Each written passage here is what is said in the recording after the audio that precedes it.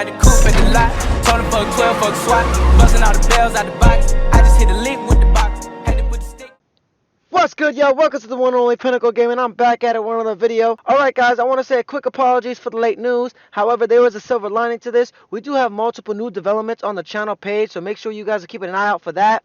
Social media links are now up, which spans across all social media. Don't forget to check that out in the About tab. Subtle updates also to the YouTube banner has been made, alongside a few other minor changes. Now moving on to today's news story, guys. Epic Games CEO had just opened Pandora's box and just unveiled their new iteration of their new game development engine, and it's called Unreal Engine 5.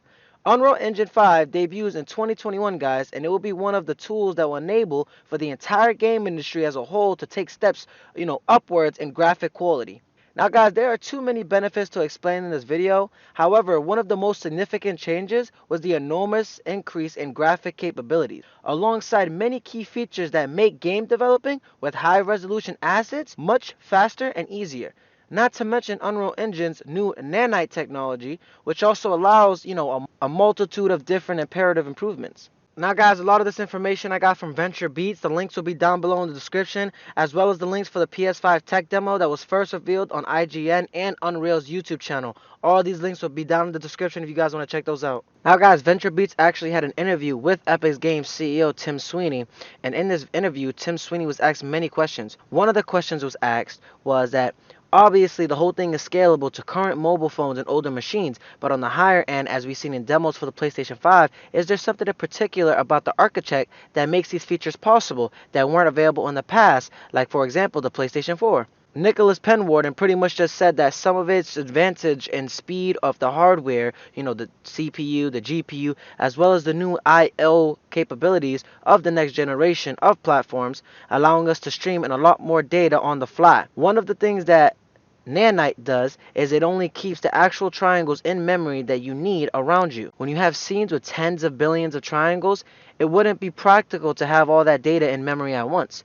You would be able to need to stream that dynamically as the viewpoint moves around. Now, guys, when Nicholas Penwarden was pretty much saying that, yes, all these advances, coming up with these next-gen hardware will help it, in streaming, for example, like data streaming or whatnot. However, nanite is pretty much, the key component here, because this type of data streaming is not only just, a primary or a secondary cache, but it's actually a third type of cache that's a cloud-based one. So in other words, guys, what nanite is data streaming. However, it's data streaming done through the cloud. Now, guys, if you don't understand any of that, in layman terms, it's pretty much going to improve data streaming and cloud services as a whole, especially when you're streaming a game, for example, or you're using a streaming service like Netflix or something like that, for an example. Now, guys, with this amazing technology, I can honestly see them pushing it farther and farther going towards the future. Now, guys, Penwood also asks that, is it because of things like the SSD, or is there a lot more cloud technology at work here making a difference? Now, guys, GamesBeat was pretty much asking Penwood that, is it because of the SSD that allows a lot of this to be possible to the extent that we've seen just in this tech demo, or is it more of a cloud-based thing right now at the moment? Like, in other words, which one is making the most difference right now? Penwood pretty much plainly just said, and I quote, "In this case, it's the SSD and other hardware features in the next-gen consoles that enable that." End quote. Now, guys, according to this, it sounds like the SSD is a bigger factor than many people, have tried to downplay that it is. And it's pretty much confirmed by, Penwarden himself that it's the SSD and other hardware features. However, he emphasized the SSD ahead of the other hardware features. So it's kind of obvious and plain to see that the SSD is a very big factor in helping, this new technology called, hashtag nanite out and data streaming or cloud-based services. Now, guys, we know that PlayStation 5 has invested heavily, very heavily, I might add, in their SSD technology. So, quite frankly, this does seem like, a leg up on the competition, especially considering, that they've actually, teamed up already with Unreal Engine 5 to already create demos. And at this point, we don't really know whether they're, making games with it or not. But the simple fact of the matter is that it does seem that PlayStation 5 does have a slight advantage with the PlayStation 5's SSD when it comes to technologies like this one. At least for the time being. This could change in the future, but we're going to have to just wait and see. Now, guys, to wrap up the news section part of this video, pretty much, Sweeney, the CEO of Epic Games really went in and praising PlayStation 5, or should I say Sony's, next gen console, the PlayStation 5. Sweeney was pretty much just saying that the PlayStation 5 is a remarkable balanced device. Not only the GPU power, but also an order of magnitude, increasing in storage bandwidth, which makes it possible to not just render this kind of detail, which we've seen in the tech demo, but to stream it dynamically as the player is moving through the world. That's going to be a critical to rendering the kind of detail in bigger open world games.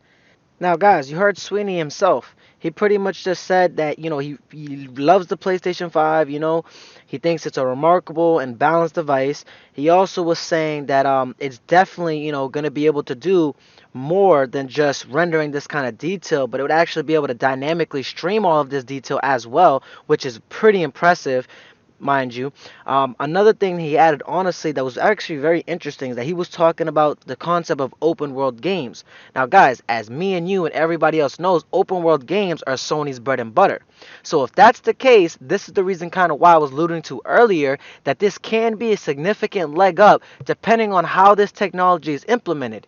Because, open world games being Sony's bread and butter, that's huge and can have even more vast improvements when we play open world games. Now, guys, one last thing that I'm going to say before I wrap up this video is that Labaria, apologies if I'm butchering the name, pretty much was asked by GamesBeat also in the same VentureBeat interview, what is your goal in pretty much creating Unreal Engine 5? Liberia had this to say: our goal with Unreal Engine 5 was to create huge, complex, large-scale worlds that can be streamed into the machine with incredible detail, and without noticing things popping in the traditional way you'll see in the background when you play video games. Now, guys, this is actually a very, very important last point that I'm going to make before I wrap up this video. But guys, did you hear what he said? Poppin'. Their goal is to create large-scale worlds, which is Sony's bread and butter. And not only to do that, but to also stream it in detail, which is amazing. But another thing that he said was he also wants to make sure that there is no such things as popping in the traditional way that we're used to seeing nowadays. That's another thing that's actually a very significant point, because considering PlayStation 5's heavily invested in the SSD technology that they have, PS5's SSD technology, as we know, will pretty much virtually eliminate almost all signs of popping in the traditional way as we know it in video games. Now, guys, I would actually have to test this SSD technology myself to give you guys a full assessment of it. However, judging by how much PlayStation and Sony and Mark Cerny are investing in the SSD technology, I have very, very, very little doubt that they will not deliver. Because I honestly do believe that they will try to maximize and push this hardware to its fullest capabilities. Oh, got cash out. Told them wipe a nigga no. Say slash. I won't never sell my soul. And I can take that. And I really wanna know.